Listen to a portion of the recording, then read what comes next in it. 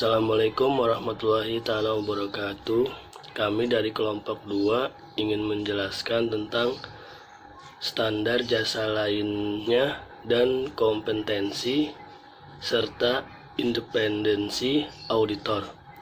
Kelompok kami terdiri dari ada Tuti Sunandari dan saya sendiri Ahmad Syarif, dan ada lagi satu Muhammad Fahmi Abdi.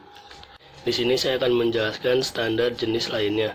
Standar profesional akuntan publik atau SPAP adalah kodifikasi berbagai pernyataan standar teknis yang merupakan panduan dalam memberikan jasa bagi akuntan publik di Indonesia. SPAP dikeluarkan oleh Dewan Standar Profesional Akuntan Publik Institut Akuntan Publik Indonesia. Standar auditing adalah 10 standar yang ditetapkan dan disahkan oleh Institut Akuntan Publik Indonesia atau IAPI, yang terdiri dari standar umum, standar pekerjaan lapangan, dan standar pelaporan beserta interpretasinya. Standar auditing merupakan pedoman audit atas laporan keuangan historis. Standar auditing terdiri atas 10 standar dan rinciannya dalam bentuk pernyataan standar auditing atau PSA. Saya akan menjelaskan pernyataan standar auditing. Yang pertama, standar umum, yaitu 1. Audit harus dilaksanakan oleh seseorang atau lebih yang memiliki keahlian dan pelatihan teknis yang cukup sebagai auditor. Kedua, dalam semua hal yang berhubungan dengan perikatan, independensi dalam sikap mental harus dipertahankan oleh auditor. Dalam pelaksanaan audit dan penyusunan pelaporannya, auditor wajib menggunakan kemahiran profesionalnya dengan cermat dan seksama. Yang kedua, standar pekerjaan lapangan, yaitu 1. Pekerjaan harus direncanakan sebaik-baiknya dan jika digunakan asisten harus disupervisi dengan semestinya. Yang kedua, memahami memadai atas pengendalian intern harus diperoleh untuk merencanakan audit dan menentukan sifat, saat, dan lingkup pengujian yang akan dilakukan. Ketiga, bukti audit kompeten yang cukup harus diperoleh melalui inspeksi, pengamatan, permintaan keterangan, dan konfirmasi sebagai dasar memadai untuk menyatakan pendapat atas laporan keuangan yang diaudit. Selanjutnya, standar pelaporan, yaitu 1. Laporan auditor harus menyatakan apakah laporan keuangan telah disusun sesuai dengan prinsip akuntansi yang berlaku di Indonesia. Yang kedua, laporan auditor harus menunjukkan atau menyatakan jika ada ketidakkonsistenan penerapan prinsip akuntansi dalam penyusunan laporan keuangan periode yang berjalan dibandingkan dengan penerapan prinsip akuntansi tersebut dalam periode sebelumnya.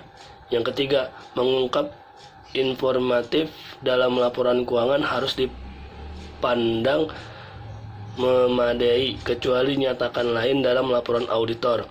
4. Laporan auditor harus memuat sesuatu pernyataan pendapat mengenai laporan keuangan secara keseluruhan atau suatu asersi bahwa pernyataan demikian tidak dapat diberikan. Selanjutnya ada standar atestasi. Standar atestasi itu ada 3. 1. Pemeriksaan. Yang kedua, review. Yang ketiga, prosedur yang disepakati. Selanjutnya, standar jasa akuntansi dan review, yaitu 1. Memperoleh pengetahuan tentang prinsip-prinsip akuntansi dan praktik industri klien. Yang kedua, memperoleh pemahaman mengenai klien. Yang ketiga, melakukan tanya jawab dengan manajemen. Yang keempat, melakukan prosedur analitis. Yang kelima, mendapatkan surat representasi. Warahmatullahi wabarakatuh. Perkenalkan, nama saya Tuti Sundari, saya dari kelompok 2. Saya akan melanjutkan penjelasan mengenai pernyataan standar auditing. Selanjutnya adalah standar jasa kompilasi, terbagi menjadi 5 hal, yaitu memperoleh pemahaman bersama klien mengenai jenis keterbatasan jasa yang diberikan dan penjelasan atas laporan yang akan diterbitkan, memiliki pengetahuan tentang prinsip-prinsip akuntansi dan praktik industri klien. Yang ketiga yaitu memahami klien, termasuk sifat transaksinya, pencatatan akuntansi, dan misi laporan keuangan. Lalu yang keempat, melakukan tanya jawab untuk menentukan apakah informasi klien memenuhi persyaratan. Yang kelima, membaca kompilasi laporan keuangan dan berhati-hati dengan hal-hal yang tidak dimasukkan atau kesalahan dalam hitungan dan BGAP. Selanjutnya adalah standar jasa konsultasi. Standar jasa konsultasi terbagi menjadi 6.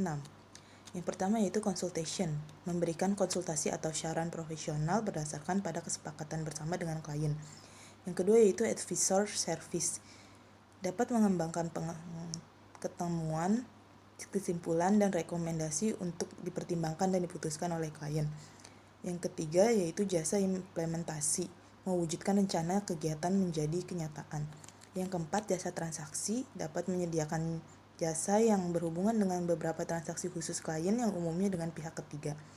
Yang kelima, jasa penyediaan staf dan jasa pendukung lainnya, menyediakan staf yang memadai dalam hal kompetensi dan jumlah, dan kemungkinan jasa pendukung lainnya untuk melaksanakan tugas yang ditentukan oleh klien. Yang keenam yaitu jasa produk, penyediaan bagi klien suatu produk dan jasa profesional sebagai pendukung atas instalasi, penggunaan, dan pemeliharaan produk tertentu.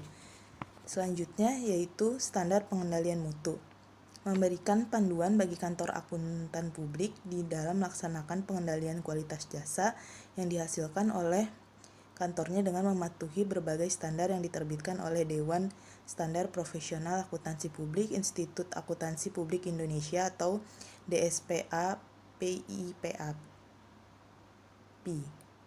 dan aturan etika kompartemen akuntan publik yang diterbitkan oleh IAPI. Kemudian ada jasa akuntansi dan audit yang diberikan oleh KAP. Yang pertama adalah jasa asuransi, yaitu meningkatkan kualitas informasi bagi pengambil keputusan. Kualitas di sini adalah adanya keandalan dan relevansi dalam informasi yang dihasilkan. Yang kedua ada jasa atestasi. KAP menerbitkan suatu laporan tentang kendala atau asersi yang merupakan tanggung jawab pihak lain. Yang ketiga, jasa asuransi lainnya, yang berfokus pada peningkatan mutu informasi bagi pengambilan keputusan sama seperti jasa atestasi. Yang keempat yaitu jasa non-asuransi, yaitu dengan memberikan jasa dengan melakukan tugas-tugas pembukuan dan pencatatan transaksi keuangan guna memenuhi kebutuhan klien untuk menghasilkan laporan keuangan yang sesuai dengan standar akuntansi keuangan. Selanjutnya akan dilanjutkan penjelasannya oleh teman saya, Fahmi.